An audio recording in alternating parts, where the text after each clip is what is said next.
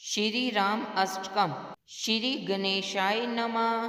भजे विशेष सुंदरम समस्त पाप खंडनम सभक्त चित्तरंजनम सदैव राममद्वयम् जटाकलाप शोभितं समस्त पापनाशकं सभक्त भीतिभञ्जनं भजेह राममद्वयम् निज स्वरूप बोधकं कृपाकरं भवापहं समं शिवं निरञ्जनं भजेह राममद्वयम् सदा प्रपञ्चकल्पितं हैनामरूपवास्तवं निराकृतिं निरामयं भजेह राममद्वयम् निष्प्रपञ्च निर्विकल्प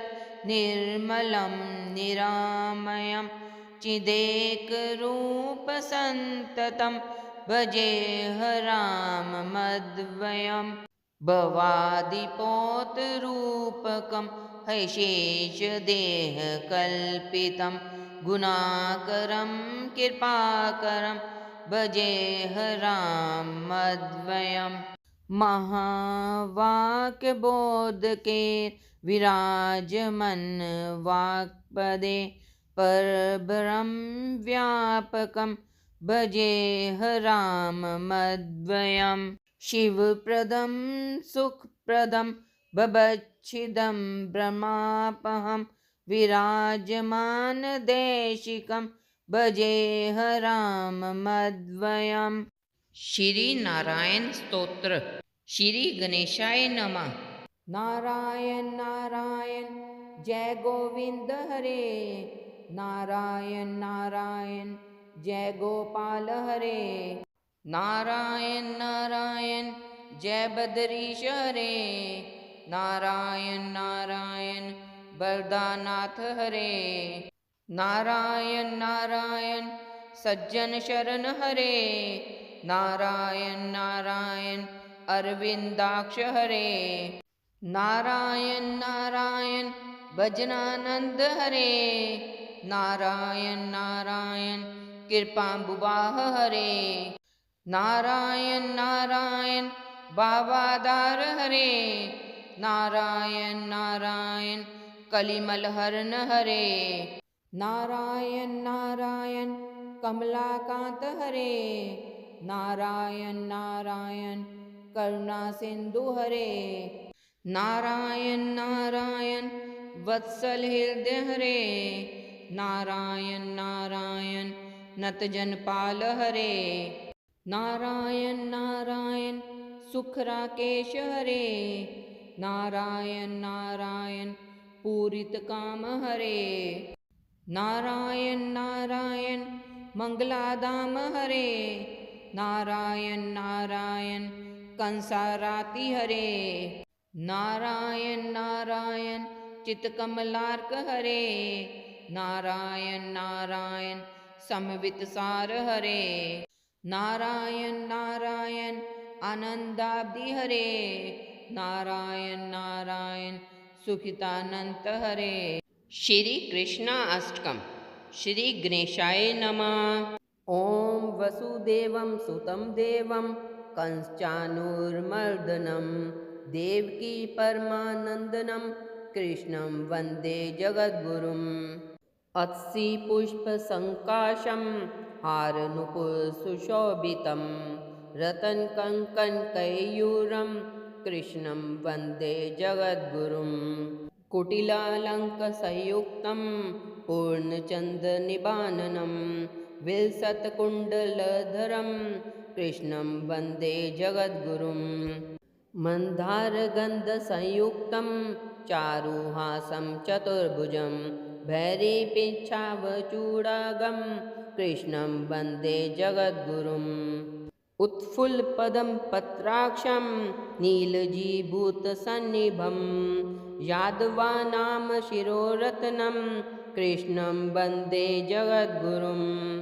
रुक्मिणीकेलिसंयुक्तं पीताम्बरसुशोभितं अवापतुलसीगन्धं कृष्णं वन्दे जगद्गुरुम् गोपिकानां कुचद्वन्द्वं कुङ्कुमाङ्कितवक्षसं श्रीनिकेतं हेशवासं कृष्णं वन्दे जगद्गुरुम् श्रीवत्साङ्कमनोरस्कं वनमाला विराजितं शङ्खचक्रधरं देवं कृष्णं वन्दे जगद्गुरुम् कृष्णाष्टकमिदं पुण्यं प्रातरुत्थाय ये पठे कोटिजन्म कृतं पापं स्मरणे विनश्यति इति श्री कृष्णाष्टकं संपूर्णम्। जय श्री कृष्ण। राधे कृष्ण। श्री गणेशाय नमः। अयोध्यापुरनेतारं मिथिलापुरनायिकां राघवानामलङ्कारं विदेहानां लङ्क्रियां रघूनां कुलदीपं च निमीनां कुलदीपिकां सूर्यवंशसमुद्भूतं सोमवंशसमुद्भवां पुत्रं दशरथस्याद्यं पुत्री जनकभूपते वसिष्ठानुमताचारं सतानन्दमतानुगां कौशल्यागर्भसम्भूतं वेदीगर्भोदितां सव्यं पुण्डरीकविशालाक्षं सफुल्दिन्दिवरेक्षणां चन्द्रकान्ताननामभोजं चन्द्रबिम्बोपनाननां मत्तमातङ्गगमनं मन्तहंसबधूगतां चन्द्रनार्दभुजामध्यं कुङ्कुमार्धकुचस्थलीं चापालङ्कृतहस्ताभजं पद्मालङ्कृतपाणिकां शरणागतगोप्तारं प्रणिपादप्रसादिकां कालमेघनिभं रामं कार्तस्वरसम्प्रभां दिव्यसिंहासनासीनं दिव्यसर्गवस्त्रभूषणाम् अनुक्षणं कटाक्षाभ्याम् अन्योन्यशनकाक्षिणो अन्योन्यसदिशाकारो त्रैलोक्यग्रहदम्पतिः इमो युवां प्रणम्याहं भजाम्यदं कृतार्थताम् अन्येन स्तौति यः स्तुत्यं रामं सीतां च भक्तिः तस्य तनुतां पुण्या संसम्पदां सकलार्थदा एवं श्रीरामचन्द्राय जानक्याश्च विशेषतः कृतं हनुमता पुण्यं स्तोत्रं सद्यो विमुक्तिदम् यः पठेत् प्रातरुत्थाय सर्वान् कामान् वाप्नुयात् इति श्री हनुमत्कृत सीतारामस्तोत्रं संपूर्णम्। श्री राधा कृपा कटाक्ष स्तोत्रम्। मुनीन्द्रवृन्दवन्दिते त्रिलोकशोकहारिणि प्रसन्नवक्रपङ्कजे निकुञ्जभूविलासनि वजेन्द्रभानुनन्दनि वजेन्द्रसूनुसङ्गते कदा करिष्यसि मां कृपाकटाक्षभाजनम् अशोकवृक्षवल्लरि वितानमण्डपस्थिते प्रभाजवालपल्लव प्रभारुणादिकोमले भराभये सफोत्करे प्रभुत्सम्पदायले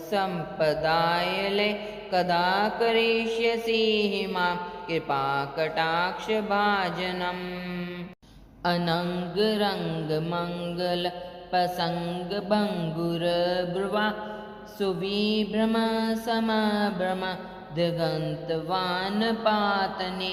निरन्तरं वशीकृत पतितनन्दनन्दने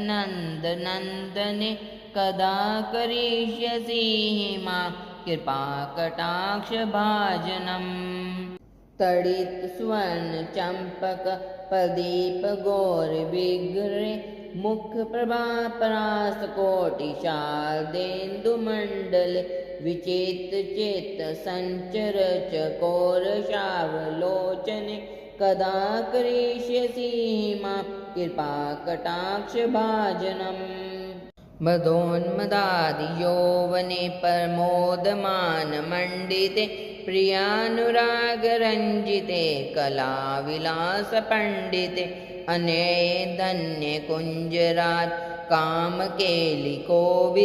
कदा करिष्यसि मां कृपाकटाक्षभाजनम् अशेष हाव भाव वीर हीर हार भूषिते प्रभूतशात कुंभ कुंभ कुंभी कुंभ सुस्तनि प्रशस्त मदहास चूर्ण पूर्ण सौख्य सागरे कदा करिष्यसि मां कृपा कटाक्ष भाजनम् मृणाल बाल बल्लरी तरंग रंग दौलते लता गलास्य लोल नील लोचना बलोकने ललल्लुल मिलन मनोज्ञ मुग्ध मोहनाशिते कदा करिष्यसि मां कृपा कटा भाजनम् सुवर्णमालिकाञ्चिते तिरेख कम्बुकण्ठगे त्रिसूत्रमङ्गली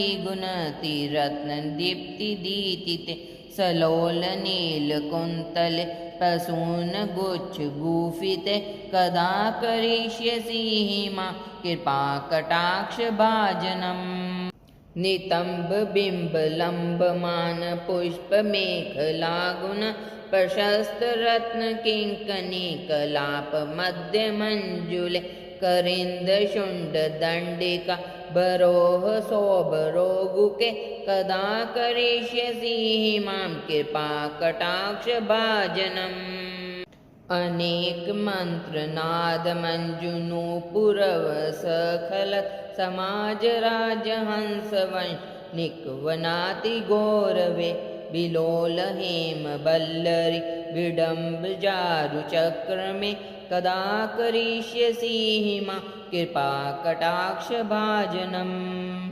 अनंत कोटि विष्णुलोक नम्र पद्मजार्चिते हिमद्जा पुलोमजा विरञ्चिजा वरप्रदे अपार सिद्धि रिद्धि दिग्ध सप्तदागुलीनखे कदा करिष्यसि मां कृपा कटाक्ष भाजनम् मखेश्वरी क्रियेश्वरी शब्देश्वरी सुरेश्वरी त्रिवेद भारतीश्वरी परमान शासनेश्वरी रमेश्वरी शमेश्वरी प्रमोद काननेश्वरी ब्रजेश्वरी ब्रजादिपे क्षीरादिके नमस्तुते इतीदमद्भुतं सतं निशम्य भानुनन्दनि करोतु सन्ततं जनं कृपा कटाक्ष भाजनं भवेत् दैव संचित तिरूपकर्मनाशनं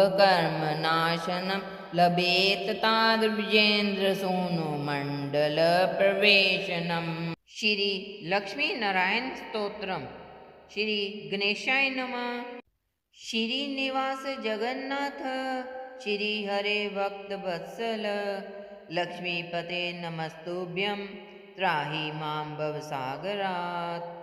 राधा रमन गोविंद भक्त काम परपूरक नारायण नमस्तुभ्यं त्राहि मां भवसागरात्। दामोदर महोदार सर्वापत्ति निवारण ऋषिकेश नमस्तुभ्यं त्राहि मां भवसागरात्।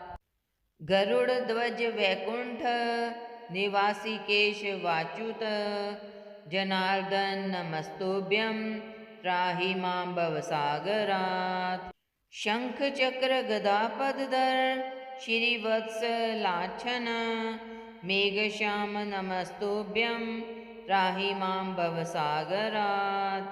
त्वं माता त्वं पिता बन्धु सद्गुरुस्त्वं दयानिधि त्वं तोन्यो न परो देव स त्राहि मां भवसागरात्।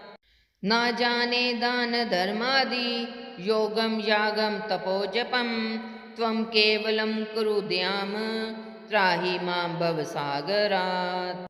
न मत्स्योद्यद्भि पापकर्ता न त्वस्योथापि पापहर्ता विज्ञापितं तवेतद् शेषसाक्षिन् मामुर्दरात् पतितं त्वानि।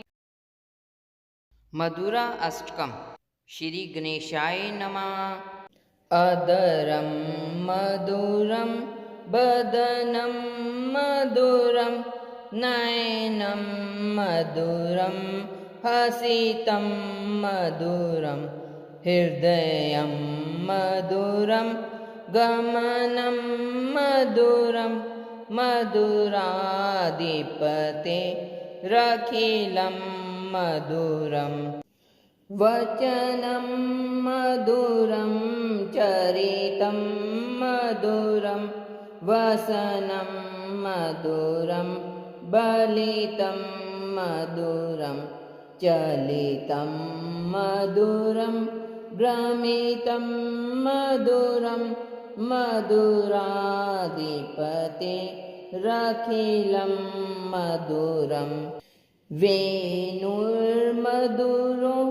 रेणुर्मधुरा पाणिर्मधुरा पादो मधुरो नृत्यं मधुरं सङ्ख्यं मधुरं मधुराधिपते रखिलं मधुरम् गीतं मधुरं पीतं मधुरं भुक्तं मधुरं सुप्तं मधुरं रूपं मधुरं तिलकं मधुरं मधुराधिपतेरखिलं मधुरम् करणं मधुरं तरणं मधुरं हरणं मधुरं रमणं मधुरं भमितं मधुरं शमितं मधुरं मधुराधिपते रखिलं मधुरम् गुञ्जा मधुरा माला मधुरा यमुना मधुरा वीजी मधुरा सलिलं मधुरं कमलं मधुरं मधुराधिपते रखिलं मधुरम् गोपी मधुरा लीला मधुरा युक्तं मधुरं मुक्तं मधुरं दृष्टं मधुरं श्रेष्ठं मधुरं मधुराधिपते रखिलं मधुरम् गोपा मधुरा गावो मधुरा जश्रीर्मधुरा श्रेष्ठिर्मधुरा दलितं मधुरं फलितं मधुरं मधुराधिपते रखिलं मधुरं मधुराधिपते रखिलं मधुरं मधुराधिपते रखिलं मधुरम्। श्री राधा जी के 32 नाम। मृदुल भाषिनी राधा राधा, सौंदर्य राशिनी राधा राधा, परम पुनीता राधा राधा, नित्य नवनीता राधा राधा, रास विलासिनी राधा राधा, दिव्य सुबासिनी राधा राधा, नवल किशोरी राधा राधा, अति ही बोहरी राधा राधा, कंचन वर्णी राधा राधा, नित्य सुख करनी राधा राधा, सुभग बामनी राधा राधा, जगत स्वामिनी राधा राधा, कृष्ण आनंदनी राधा राधा, आनंद कंदनी राधा राधा, प्रेम मूर्ति राधा राधा, रस आपूर्ति राधा राधा, नवल विजेश्वरी राधा राधा, नित्य रसेश्वरी राधा राधा, कोमल अंगनी राधा राधा, कृष्ण संगनी राधा राधा, कृपा वर्षनी राधा राधा, परमहर्षिणी राधा राधा। सिंधु स्वरूपा राधा राधा, परम अनूपा राधा राधा। परम हितकारी राधा राधा, कृष्ण सुखकारी राधा राधा। निकुंज स्वामिनी राधा राधा, नमल भामिनी राधा राधा। रास रासेश्वरी राधा राधा, समय परमेश्वरी राधा राधा। सकल गुनीता राधा राधा, रसकनी पुनीता राधा राधा। कर जोरी बंदन करूं, मैं नित नित करूं प्रणाम। रसना से गाती रहूं, श्री राधा राधा नाम। ब्रह्म वैवर्त पुराण में स्वयं श्री हरि विष्णु जी ने कहा है कि जो व्यक्ति अनजाने में भी राधा कहता है, उसके आगे मैं सुदर्शन चक्र लेकर चलता हूँ। उसके पीछे स्वयं शिव जी उनका त्रिशूल लेकर चलते हैं। उसके दाईं ओर इंद्र वज्र लेकर चलते हैं और बाईं तरफ वरुण देव छत्र लेकर चलते हैं। राधे राधे।